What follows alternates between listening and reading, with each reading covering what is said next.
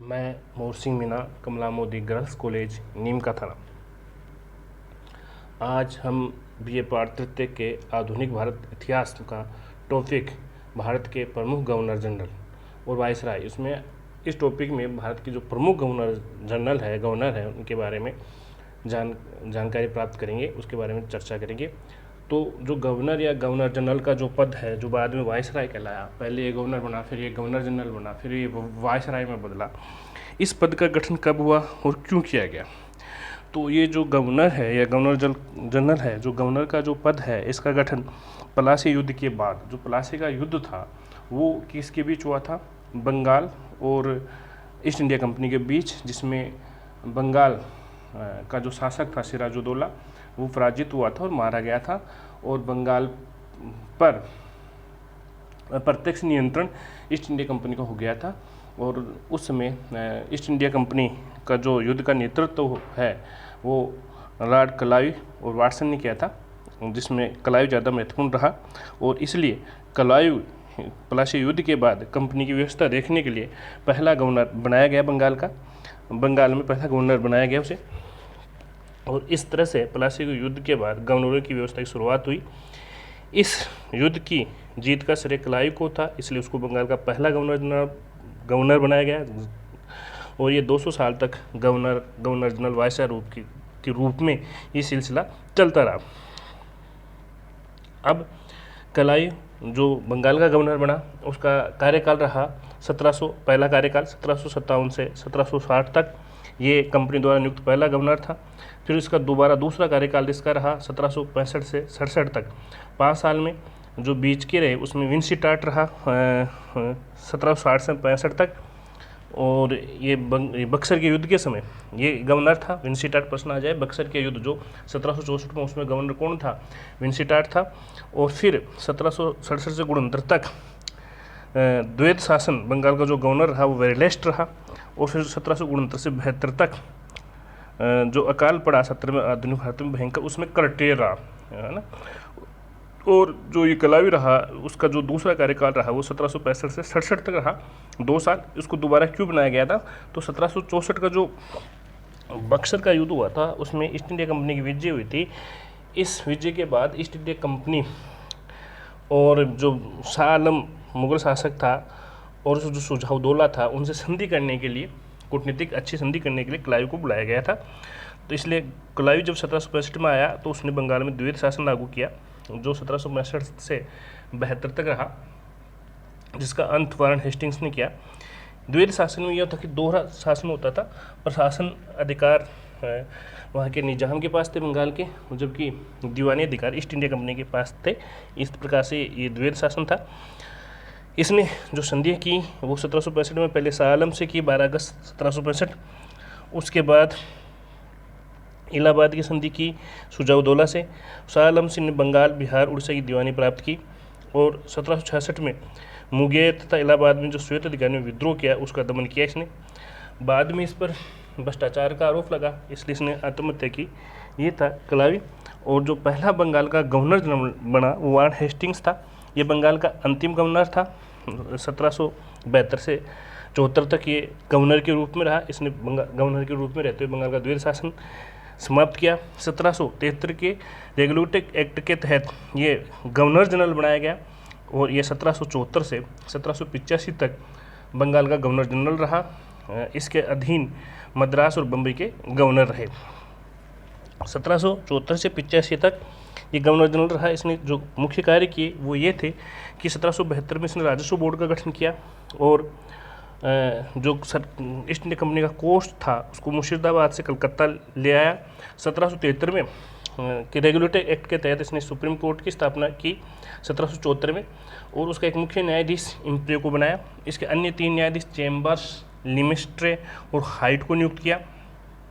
1774 में सुजाउद्दौला से बनारस की संधि की, और 1775 में फैजाबाद की संधि की, जिसमें बेगमों की संपत्ति की सुरक्षा की गारंटी दी। बनारस ने अंग्रेजों की सुरक्षित स्वीकार की। 1784 में इसने कलकत्ता में, विलियम जोन्स ने इसके समय कलकत्ता में एशियाटिक सोसाइटी की स्थापना हुई, वो इसी के समय हुई। 1775 में नंद कुमार द्वारा अभियोग चलाया गया। क्या कि वारन हेस्टिंग्स ने मीर जाफ़र की विधवा मुन्नी बेगम से 3.5 लाख की घूस ली और इम्पे की मदद से इन्हें फांसी पर लटकाया गया। इस मुकदमे को न्यायिक हत्या की संज्ञा दी गई कि किसको, नंद कुमार को फांसी पर लटका दिया गया इम्पे की मदद से। जब उसने नंद कुमार ने इस पर अभियोग लगा दिया कि 3.5 लाख की इसने मीर जाफ़र की विधवा से घूस ली है, तो इस कारण नंद कुमार पर उसने अभियोग लगाकर उसको फांसी पर लटका दिया, जिसे पहली न्यायिक हत्या कहते हैं भारत की। ये भारत का एकमात्र गवर्नर जनरल था जिसे 1788-95 तो महाभियोग मुकदमा चला, परंतु संसद ने सभी दोषों से मुक्त कर दिया। जबकि कार्नवालिस उस पर भी क्लाइव पे भी चला था, लेकिन क्लाइव ने आत्महत्या कर ली थी, ये बरी हो गया था, ये अंतर है। इसके बाद अगला गवर्नर जनरल कार्नवालिस जो 1786 से 93 तक रहा। इसे भारतीय सिविल सेवा का जन्मदाता कहा जाता है। भारत में परीक्षा की अधिकतम आयु 23 वर्ष थी। भारत में पुलिस सेवा का जन्मदाता भी इसे ही कहा जाता है। इसने 1789 में दास व्यापार पर रोक लगाई। 1793 बंगाल में अस्थायी बंदोबस्त लागू किया। कार्नवालिस संहिता तैयार करवाई जो न्याय को प्रशासन से अलग कर दिया। एकमात्र गवर्नर जनरल था जिसकी समाधि भारत में है, गाजीपुर में है ये कार्नवालिस, क्योंकि ये दोबारा जब आया 1805 में तो ये भारत आया और 2-3 महीने बाद इसकी मृत्यु होगी गाजीपुर में और वहीं इनकी समाधि बना दी गई। जॉन शोर 1793 से 98 तक रहा। मैसूर के प्रति हस्तक्षेप नीति का पालन किया। इसने जिम्मेदारों की भूमि को वास्तविक स्वामी माना। इसके बाद लॉर्ड वेल्जली 1798 से 1805, इसने अंग्रेजों की सत्ता की श्रेष्ठता साबित करने के लिए फ्रांसीसियों को भय समाप्त करने के लिए सहायक संधि लागू की। ये सहायक संधि सबसे पहले उसने हैदराबाद से की 1798 में, फिर मैसूर तंजौर से 1799 में, फिर अवध से 1801 में, फिर पेशवा से 1802 में, फिर भोसले से 1803 में, फिर सींधिया से 1804 में, फिर जोधपुर, जयपुर, बूंदी और भरतपुर से की। इसके बाद सर जॉर्ज बार्लो आया 1805 में। इसने हस्तक्षेप नीति का पालन किया और मराठों के प्रति शांतिपूर्ण नीति अपनाई। इसके बाद लॉर्ड मिंटो 1807 से 13, 6 साल तक। इसने 1809 में चार्ल्स मेटकॉफ और रंजीत सिंह के मध्य अमृतसर की संधि हुई इसके समय, चार्ल्स मेटकॉफ और रंजीत सिंह के 1809 में। फिर लॉर्ड हेस्टिंग्स 1813 से 23 तक 10 साल तक रहा।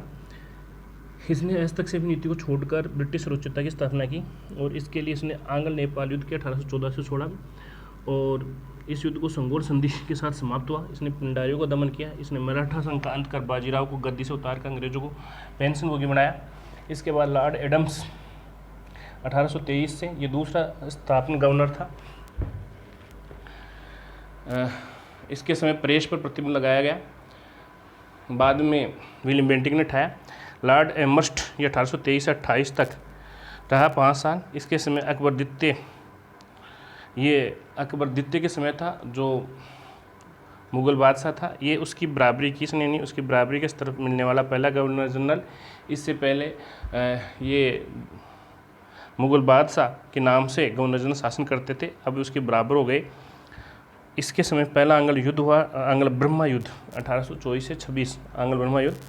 इसी के समय 1824 में बैरकपुर छावनी में सैनिकों ने विद्रोह किया क्योंकि भारतीय सैनिकों ने बर्मा जाकर युद्ध करने से मना कर दिया, क्योंकि समुद्री यात्रा करना धर्म विरुद्ध था। इसलिए 1824 में बैरकपुर छावनी के सैनिकों ने समुद्री यात्रा से मना किया और ये युद्ध हुआ। फिर लॉर्ड विलियम बेंटिंग ये 1828 से 35 तक रहा। ये बंगाल का अंतिम गवर्नर जनरल और भारत का प्रथम गवर्नर जनरल था। इससे पूर्व 1803 में ये मद्रास का गवर्नर नियुक्त किया गया था। ये कट्टर उदारवादी प्रशासक था। इसके कार्यकाल में विभिन्न सामाजिक सुधार किए गए, जिनमें सर्वप्रथम संभागीय आयुक्तों की नियुक्ति की इसने। एक तो ये सुधार किया प्रशासनिक संभागीय आयुक्तों को। इसके अलावा इसने सैनिकों के माथे पर जातीय चिन्ह लगाने और कानून में बालियाँ पहनने से मना करवा दिया। इसने जाति भेदभाव को ख़त्म करने से ऐसा किया कि न तो बाली पहनेंगे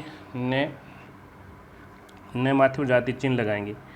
इसका ऐसा करने का उद्देश्य था जाति प्रथा को सेना में समाप्त करना। 1829 के नियम 17 के तहत इसने सत्यव्रता को समाप्त किया। बंगाल की प्रेसिडेंसी में लागू किया ये कानून, सत्यव्रता निषेध कानून। कौन सी? नियम 17 से। ठगी प्रथा को समाप्त करने के लिए इसने कर्नल सनीमन को नियुक्त किया, जिसने 1830 में ठगी प्रथा का अंत कर दिया, जो लूटते थे ठगी। 1833 में चार्टर एक्ट की धारा 87 के तहत जाति, धर्म, रंग, जन्मस्थान आदि के आधार पर किसी को पद से वंचित नहीं किया जाएगा। ये चार्टर एक्ट पारित करवाया गया इसी के समय। 7 मार्च 1835 के प्रस्ताव में अंग्रेजी को उच्च शिक्षा का माध्यम बनाया इसने, और 1835 में कलकत्ता में एक मेडिकल कॉलेज की नींव रखी। इसके बाद चार्ल्स मेटकोप एक साल रहा 1835-36। इसने समाचार पत्रों पर प्रतिबंध हटा लिया, इसलिए ये समाचार पत्रों का मुक्तिदाता कहलाता है। लगाया किसने था समाचार पत्रों पर प्रतिबंध? लॉर्ड एडम्स ने लगाया था 1823 में, और पहली बार इसको उठाया किसने? चार्ल्स मेटकोफ ने 1835 में, इसलिए समाचार पत्रों का मुक्तिदाता कहलाता है। फिर लॉर्ड ऑकलैंड 1836 से 42 तक 6 साल तक गवर्नर जनरल रहा। इसके समय प्रथम आंग्ला अफगान युद्ध हुआ 1838 से 42 तक, जिसमें अंग्रेजों को भारी क्षति हुई। ये अफगानिस्तान का भगोड़ा शासक शाह शुजा रणजीत सिंह अंग्रेजों के मध्य एक त्रिपक्षीय संधि हुई इसके समय ही, और इसी के समय शेरशाह सूरी मार्ग का नाम बदलकर ग्रैंड ट्रंक रोड रखा गया लॉर्ड ऑकलैंड के समय। शेरशाह सूरी मार्ग का नाम बदल क्या रखा है? Grand trunk road. Lord Ellenborough 1842 से 44 तक, इसने 1843 के अधिनियम द्वारा दास प्रथा का अंत किया, और 1843 में सिंध का विलय किया। दास प्रथा का अंत किसने किया? एलनबरो ने। सिंध का विलय भी इसी के समय हुआ 1843 में। फिर लॉर्ड हार्डिंग 1844 से 48 तक, इसके समय प्रथम आंग्ल सिख युद्ध हुआ। इस युद्ध का समापन लाहौर संधि से हुआ, जिसमें दिलीप सिंह को शासक मान लिया गया। जिंडा नानी जो संरक्षिका था उसको हटा दिया गया, ब्रिटिश रेजिडेंट नियुक्त कर दिया गया। इसने खोंड जनजाति में प्रचलित नरबली प्रथा को समाप्त करने के लिए कैम्पबेल को नियुक्त किया, उसने नरबली प्रथा समाप्त की। 1848 से 56 तक लॉर्ड डलहौजी अंतिम गवर्नर जनरल रहा। लॉर्ड डलहौजी रहा अंतिम गवर्नर, कैनिंग है। डलहौजी भारत में राज्य हड़पने की नीति की शुरुआत की उसने, भारत में रेल लाइन बिछाया। हड़पने की नीति के तहत उसने 1848 में सतारा का विलय किया, 1849 में जैतपुर और संबलपुर का, 1848 में सबसे पहले सतारा, फिर जैतपुर संबलपुर 1849, फिर वाघाट 1850, उदयपुर 1852, झांसी 1853, नागपुर 1854, अवध 1856। अंत में 1856 में अवध का किया। पहले सतारा का 1848 में, 49 में 2 किए जैतपुर और संबलपुर, 50 में वाघाट किया, और 52 में उदयपुर, और 53 में झांसी, 54 में नागपुर, और आखिरी में अवध 1856। कोर्ट ऑफ डायरेक्टर ने डलहौजी को करौली विलय की आज्ञा नहीं दी, इसलिए उसका विलय नहीं कर सका। इसने 1850 के सिक्किम के कुल दूरवर्ती इलाकों को भारत में मिलाया, और 1852 में पंजाब पर अधिकार किया। सिक्किम को भी मिलाया, पंजाब पर भी अधिकार किया इसने। गवर्नर जनरल के कार्य बोझ को कम करने के लिए बंगाल में एक लेफ्टिनेंट गवर्नर जनरल की व्यवस्था भी की इसने। इसी के समय शिमला में भारत की ग्रीष्मकालीन राजधानी बनाया गया। इसके कार्यकाल में पहली बार सार्वजनिक निर्माण विभाग की स्थापना की गई। इसी के समय भारत में पहली रेल लाइन 1853 से बम्बई से ठाणे तक बिछाई गई। पहली विद्युत तार सेवा कलकत्ता से आगरा के बीच शुरू की गई इसी के समय। 1800 में पहले डाक टिकटों का प्रचलन भी आरंभ किया गया। ये थे भारत के प्रमुख गवर्नर जनरल। थैंक यू, धन्यवाद।